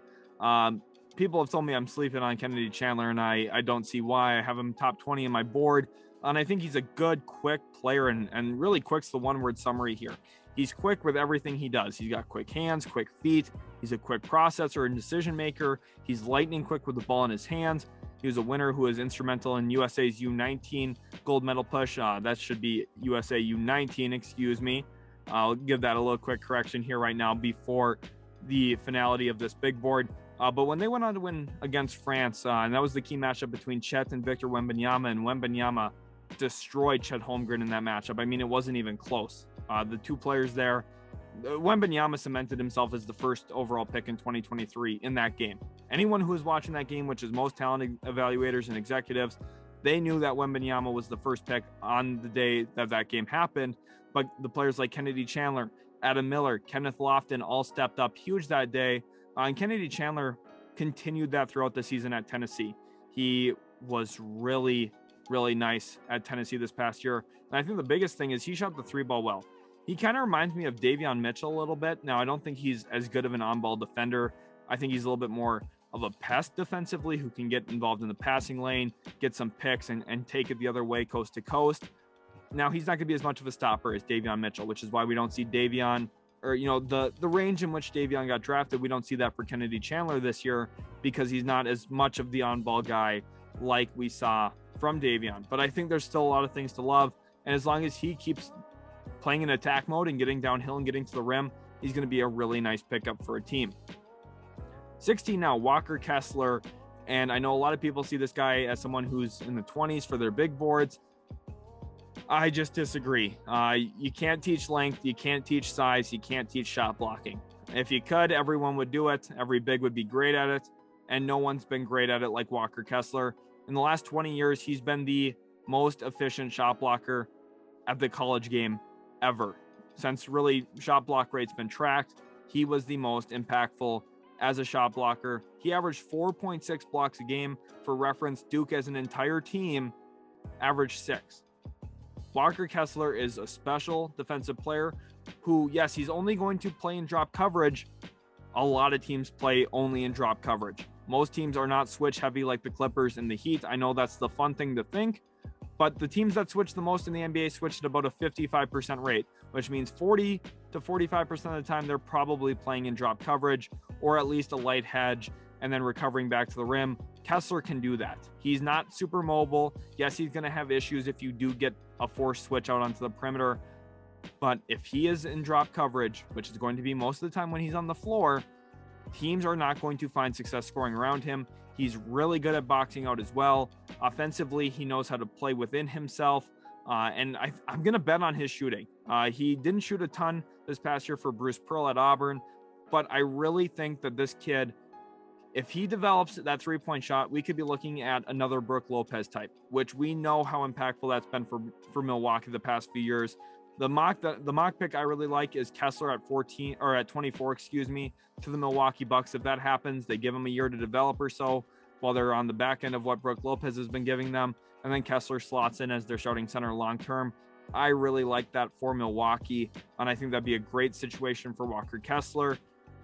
He's really good in drop coverage. And again, that's what's important. Now, offensively, he doesn't feel the game as well as some other bigs, but that's okay. I think all in all, very smart player who's going to help team win with his defense. Now, 15, Tari Eason. And if you've been following my big boards for a while, you know this is a switch up. For most of the process, I was a little bit lower on Tari Eason, and I think I've been really harping on his skill set. And I think the skill set is very raw still. I don't think he utilizes his left hand very well dribbling the basketball. I think his offensive game is somewhat lackluster in terms of the actual skill set, in terms of shooting the basketball, getting to his spots, rising up. There's things that are missing. But at the same time, there's not many players, if any players in this class, that are physically gifted like Tari Eason is.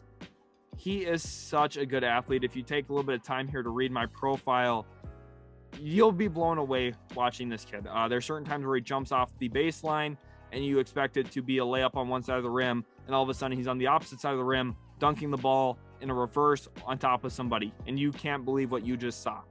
The athleticism is really hard to pass on. I don't ever say this. I have never said this about any other prospect. There's a little bit of Kawhi in there. Now, I don't think he's going to get there. I'm not saying this kid's going to be someone who finishes top 3 in MVP. I'm not saying he's going to be a finals MVP. But the way that he dunks with one hand, which I know sounds really silly, you see Kawhi Leonard a little bit. The way that he is physically dominant, you see a little bit of Kawhi Leonard. Think about this. I'm talking about a player who I think is offensively very limited, and he was highly productive as a bench scorer, averaged about 17 points a game for LSU coming off the bench. And I think he's a bad offensive player right now in terms of his skill set. That's how physically gifted this guy is. He's someone who, if I'm picking in the lottery, I'd have to think really hard to pass on him. I'm starting to really fall in love with him more and more every time I watch him. I know my last big board was not super high on him. In between, I spent a ton of time watching. He's the player I've gone to back most frequently to rewatch because I felt like I was missing something with him. And every single time I went back, I've learned more, seen more, and understood more what maybe others are seeing. And maybe I'm even getting higher on him myself than others. He's great. The amount of times he blocks shots out on the 3-point line, gets in the passing lane. I talked about, Ron Harper Jr. maybe being the Herb Jones of this class. And, I talked about some other players in this class that are going to be nice steals. If we're talking about a Herb Jones, the physical profile is what we're looking at here for Tari Eason. Probably floor of Herb Jones, maybe an athletic ceiling of a Kawhi Leonard, who is a very underrated athlete. 14, Ousmane Dieng is a blend of a guard and forward, gets to the rim well, and that's really what I think separates him from Dyson Daniels. I think Dieng's got a better offensive game, specifically when it comes to dribbling the basketball and putting pressure on the rim. Now, could I see him playing in that same point forward role that we talked about with Dyson Daniels? Yes, for sure. Now, his 3-point percentage, not much higher than Dyson Daniels. They might be saying, well, why are you so high on Dieng in comparison to Dyson Daniels? It's the types of looks. 3-point percentage doesn't tell the whole story. Dyson Daniels predominantly shot more catch and shoot opportunities and kick out threes, whereas Ousmane Dieng shot off of a live dribble, shot step back threes, and was contested more frequently than Dyson Daniels, and still shot a slightly higher 3-point percentage. He's a more confident 3-point shooter, and I think with his defensive competitiveness, something that Dyson Daniels has as well. These two players are going to get compared to each other a lot. I prefer Dieng over Daniels. I know a lot of other people do really like Dyson, and I don't blame them. There's a lot of stuff to love about Dyson, but I think Dieng's offensive game is a little bit more developed. And I think even though Daniels is a better passer, I think Dieng is a better ball handler. And I think Dieng is somebody who probably impacts the game a little bit more on the offensive end of the floor, which is why I have him about 12 spots higher. 13, Mark Williams, a sophomore who took a massive jump from his freshman to sophomore season at Duke. And I think playing around Paolo Banchero was really good for him. And I think those two were such a great pairing because of how well he positions himself offensively. Everyone loves to talk about the lob threat, and Mark Williams is one of those. There's no question about that. But being a center, not every pass you're going to catch down there is a lob. He's got really good hands receiving bounce passes and also tight window passes that are rather quick coming into him. We saw Paolo Banchero dime a ton of times right around the rim to Mark Williams, who was able to secure, go up in one motion, and finish. And the reason why those passing angles were there, not only with Banchero being a good passer who can put the ball into those tight windows, but also with Mark Williams and his ability to find those windows and get his hands up in a place where he knows Paolo can get him the ball. And I think that's going to really translate well at the NBA level. I know it's a very micro thing to analyze and look at, but I think it's very important. And by the way, this guy's 7'2" and 9'9". Talked about how much of a mammoth of a human being Kofi Cockburn is.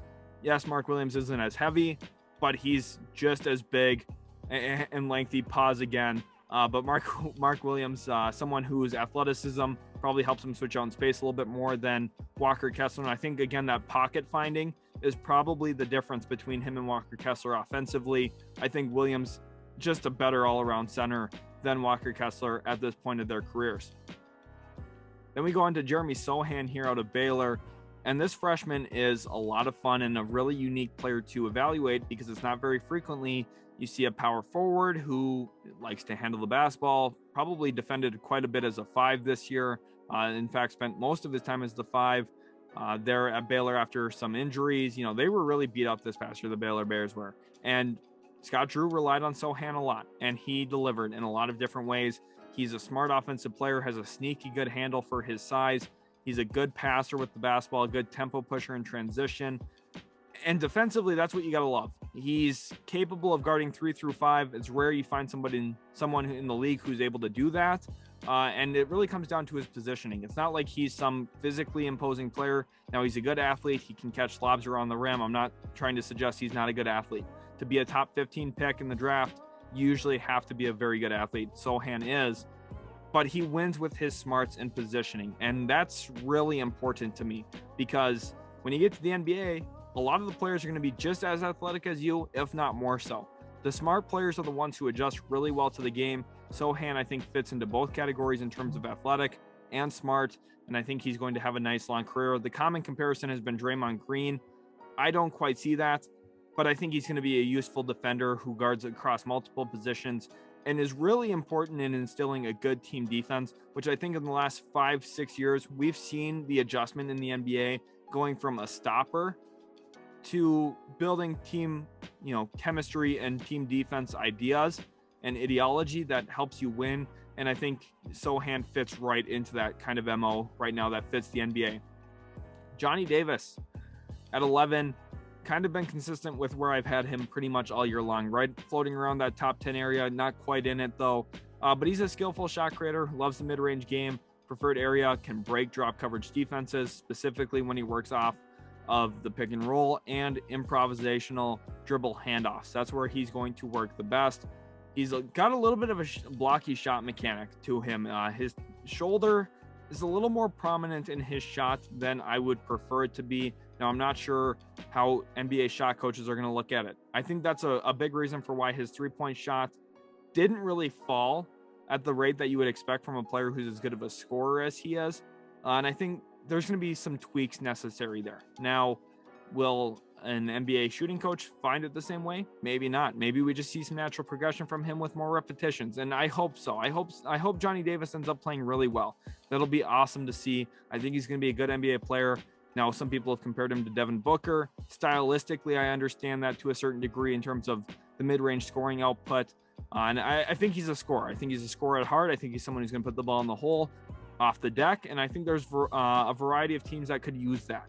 But I don't see Devin Booker. That's not a bad thing. Devin Booker is a top 20 player in the world. I do not think that Johnny Davis will be a top 20 player in the world, but I think he's going to be a good, impactful player that teams would like to have in a role where he's looking to score the basketball.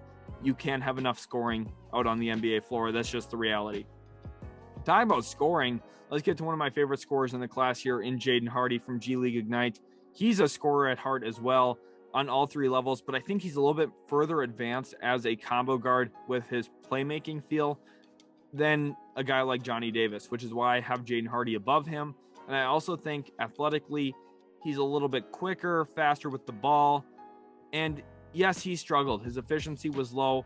But again, like I said earlier, I don't really care about the efficiency. I don't care about the stats as much. I care about what my eyes tell me when I watch the players live, when I watch them play live games, when I watch certain clips. I'm looking for certain small things that I pick up and I say, this is something that's going to work at the NBA level. This is something that maybe doesn't. And when I watch Jaden Hardy, I see a ton of Donovan Mitchell. Now, is he going to be Donovan Mitchell? No, I do not think so. I do not think he's going to be a multi-time all-star, someone who, a team would want to build around.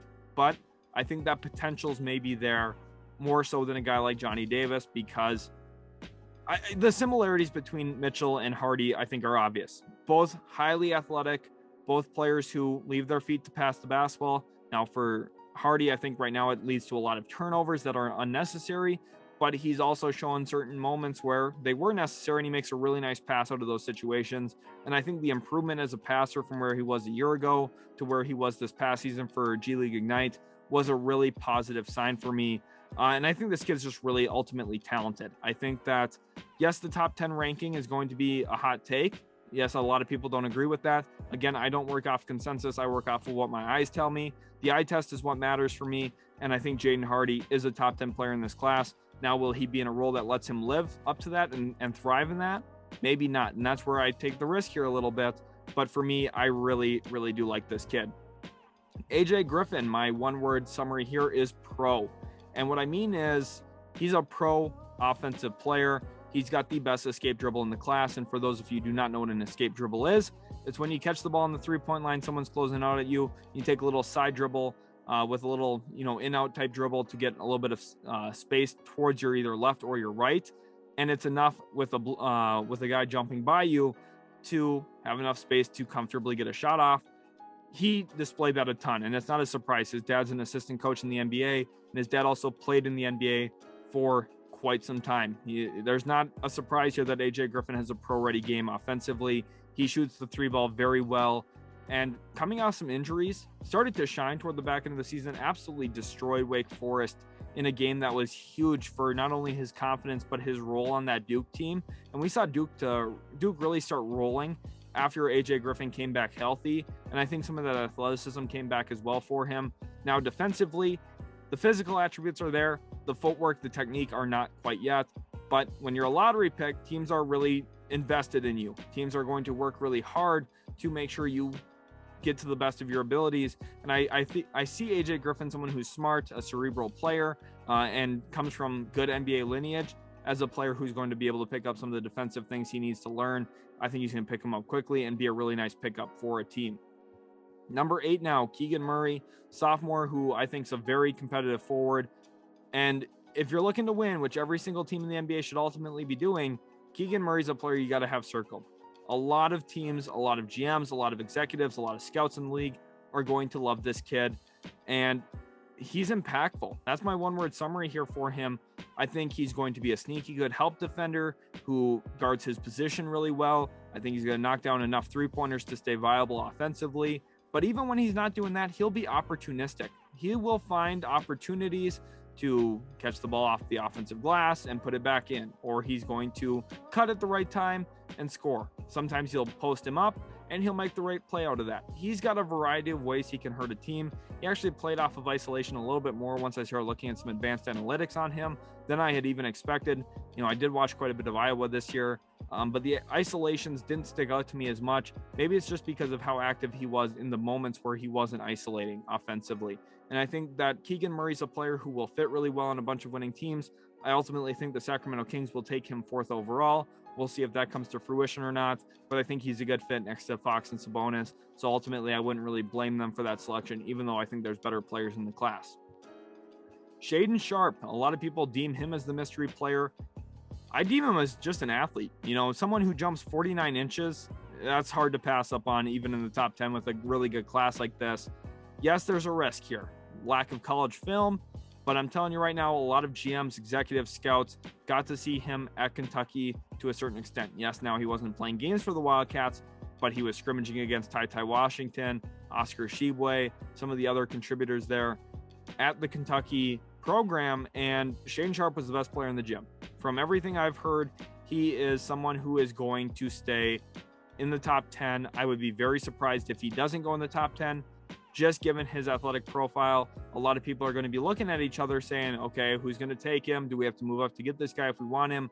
Like thinking about Oklahoma City at 12. Are they going to be aggressive and try and move up, with concerns that maybe Portland now would take him at 7 after making a move for Jeremy Grant? Maybe. That's really what the question is. He's an advanced finisher, and I think he'll thrive at the NBA game when there's more gaps because of how much bigger the NBA court will be. Think about how much smaller a high school court is than an NBA court. You're talking about probably 20 feet of width and about 20 feet of length.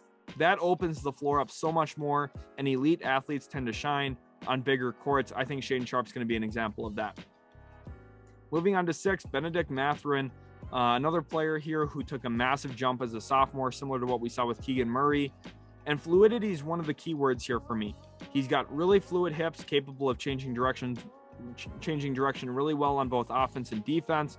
And I think flipping his hips is a huge element that we don't really talk about very often in basketball. We talk about it more in the NFL when we're looking at cornerbacks or running backs being able to change direction. Bennedict Mathurin is a player built like that. His ability to change direction gives him huge upside as a defender on the ball, because think about some of the most crafty, dynamic guards in the league. The reason why they're so good at getting to the rim is changing direction. If Bennedict Mathurin can flip his hips quicker than any other player in the NBA, that will keep him alive in some of these situations and really make, teams have to work harder to score on him, specifically beating him toward the rim. He's a better athlete than most people seem to rate him as. I think he's going to disrupt the passing lanes quite a bit. And he shot the ball really well from 3 off the dribble. Now, off the catch, he shot only about 31% from 3, which is a surprising struggle for me. I would not expect that, just given how talented of a player Mathurin is as a shooter. But he still shot around 37% from 3 overall. And if you do the math here, 31% from 3 on catch and shoot scenarios, but 37% overall, it means he shot much better off the move and off of a live dribble. And that is very, very impressive. And if you're looking at long-term upside and potential, players who can defend really well, both off the ball in gaps and also on the ball with the fluidity in his hips like we talked about, and his ability to shoot the ball not only off the dribble, but also from really deep, and his ability to put the ball on the deck and get to the rim. He's a very complete player. I think he's really one of the most underrated players in this class. I know a lot of people are still talking about him in the top 10. That's underrated. He's a top 6 player in this class. I firmly believe that. I feel really, really good about my big board this year. I feel really locked in and in tune with everything. Now, certain things play out differently, but I think Mathurin is a lock to be a top 10 player, and honestly, really close to having him in the top 5 even. I settled on him at 6 here, though, because I think number 5 is a really special player in his own right. And I'm talking about Jalen Duren, who's a big physical center with really good foot speed laterally, something you don't typically find. I talked about Mark Williams very glowingly. I think Mark Williams is a good center. I don't think Mark Williams even touches Jalen Duren in terms of what he's capable of. Duren can contest around the rim, eerily similar to what we see from a Mark Williams, but he's way, way, way better out on the perimeter than a guy like Mark Williams. And yes, I talked about not every team switches all the time.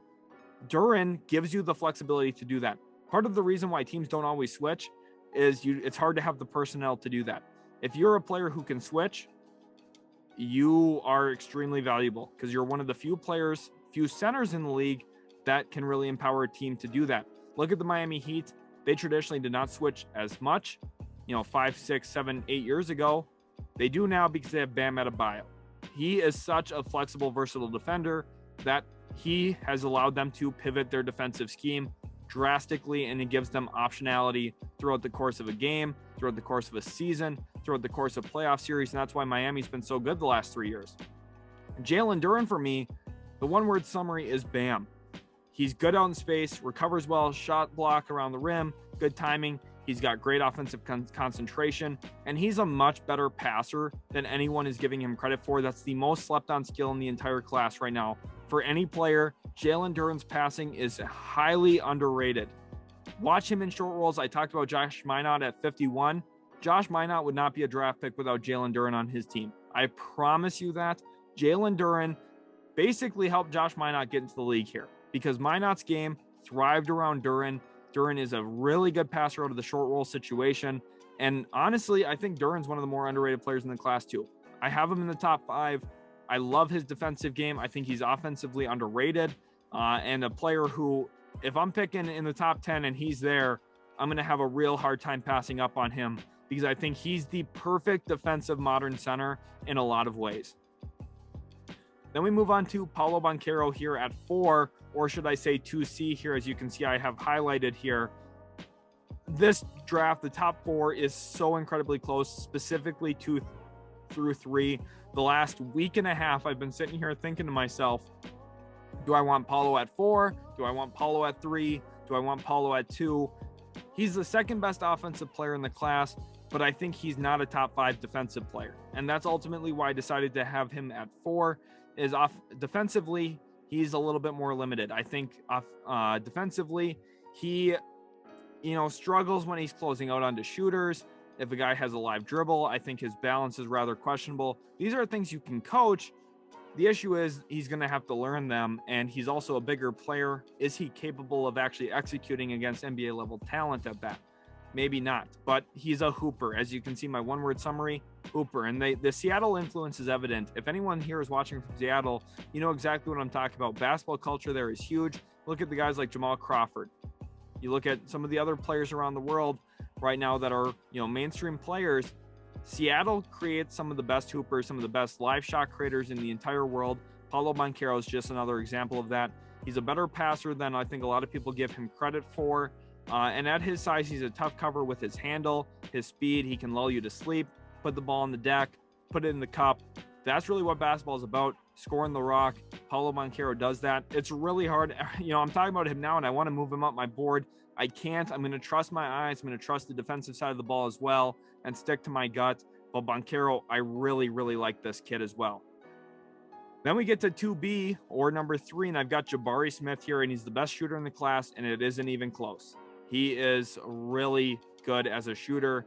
He's great in contested situations, and wide open looks are automatic. You might as well get back on defense if he's shooting the ball on your team. He is going to put the ball in the cup if he's open. He might put the ball in the cup when he's contested, and if someone's draped all over him, I wouldn't even bet against him scoring. He is one of the best shooters I've ever watched, specifically with his concentration on the rim while contested. It seems like contests don't bother him, and that's a really great skill to have, especially with his length and size. The shot making almost seems like a dream, honestly. Now, defensively, that's where you get to the special realm, which is what locks him into the top 3 here. He's got really great perimeter defense. I think down the road could be considered the best perimeter defender in this class because of how overwhelming his length is. And he's quick. He's mobile. He can move his feet really well. And he's got enough length to be a weak side rim protector. For me, I think he's a perfect 3-and-D player. I think he's a much better John Collins, which I know maybe doesn't sound as much of a good thing to be, but it is. Being a better John Collins is awesome. If you can be John Collins plus, you're a really, really good player in this league. And I think Jabari Smith, maybe his upside's even greater than that. His big weakness, though, is his handle. I know some people believe that's getting overplayed and overstated. His handle's rather loose. Now, at times, is he just talented enough to overcome that? 100%. That's why he's still top 3 on my board. I'm not ragging him and saying, oh, he's not a top 5 player because he can't handle the ball. He still is a top 3 player, even though there's a little bit of deficiency there. Now, I think in order for him to get to a superstar status, he has to be able to improve there tremendously, play a little bit better against pressure. But overall, he's a very safe player. And I think if he goes first overall to Orlando, they played it safe. Probably not the pick I would actually make in that spot, but I can't really blame him. Players who are 6'10" and shoot the ball like he does just don't come around often. You add in the fact that he's a special defender. It feels really hard to pass up on that. First overall, he's a great player. Probably won't be a superstar, though, given some of my concerns. And then number 2, we got Chet Holmgren, who is my 2A, right? He's just narrowly ahead of Jabari Smith.